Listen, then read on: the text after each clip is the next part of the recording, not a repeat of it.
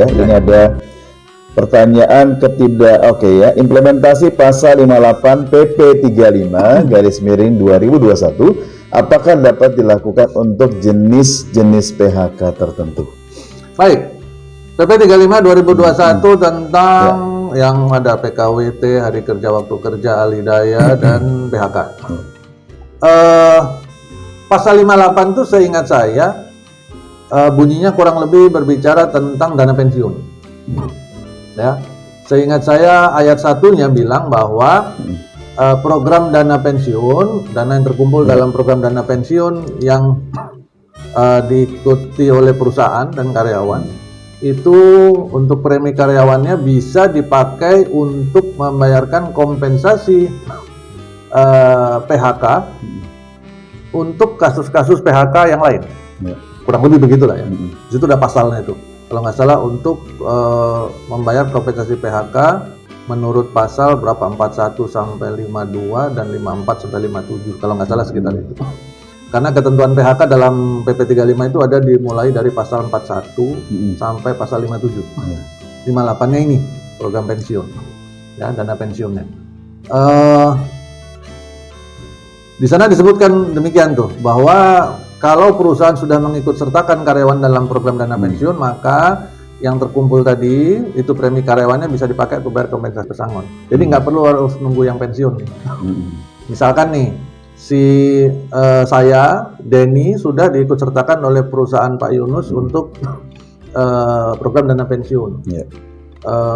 Dari perusahaan membayar preminya sebesar 5%. Si Denny membayar 10%, misalkan begitu.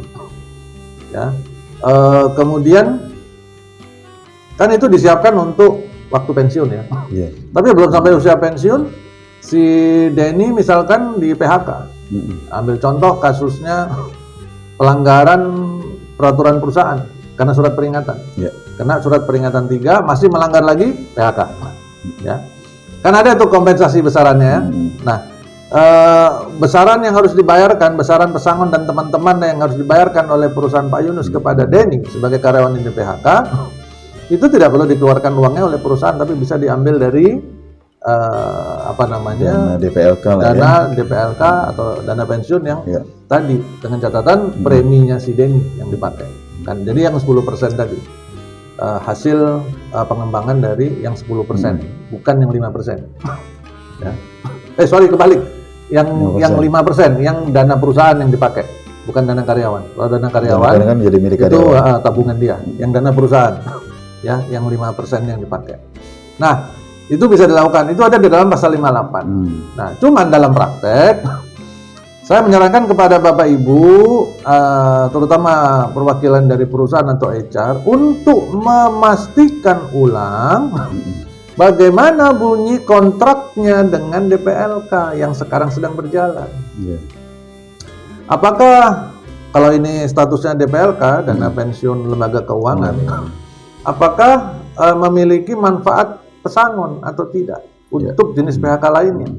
Karena bisa saja di dalam kontraknya dengan si DPLK, dengan lembaga keuangan tertentu itu tidak ada manfaat pesangonnya, sehingga dana itu hanya dihususkan untuk nanti kalau dia pensiun, nggak bisa dipakai bayar pesangon untuk PHK yang lain.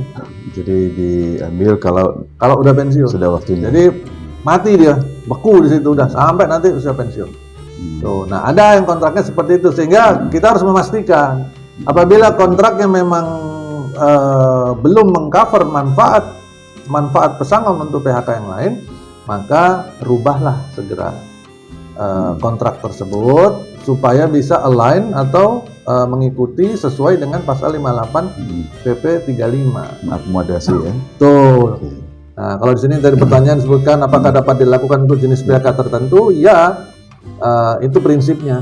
PHK tertentunya apa saja? Yang tadi di pasal 41 sampai 52 dan 54 sampai 57 di PP 35.